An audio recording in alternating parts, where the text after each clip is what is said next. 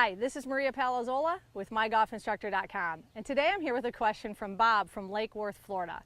And Bob's question is, how can I avoid shanking my chip shots? So Bob, shanking the ball is quite common in the short game, more than really in the long game, because we do tend to stand more on top of the ball and get close into the ball. So that's the first thing I want you to check. I want you to make sure that you're not crowding the ball too much, because then the only place for room you have to go is out towards the hosel, and that of course is what causes a shank. So an easy quick fix if you're really getting into a bad rut on the golf course is simply back away, stand a little further from the ball than you're used to. Second thing we want to check is your weight.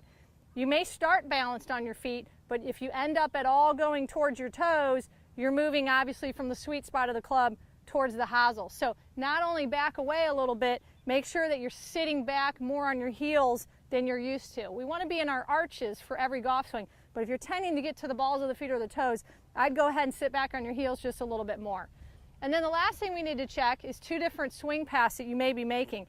Very common one on short game is to get a little bit trapped inside, and if you're too far inside out, as you come into the ball, you're going to go this way and you're going to actually move towards the hosel.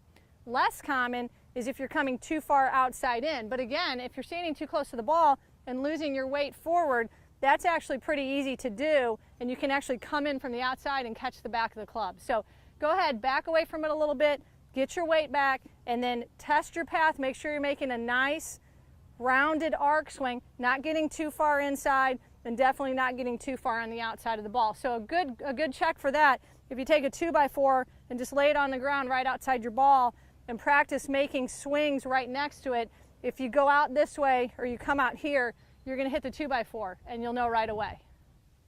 It's simple and it works. And if you have a question, please submit it in the Ask Maria section on MyGolfInstructor.com.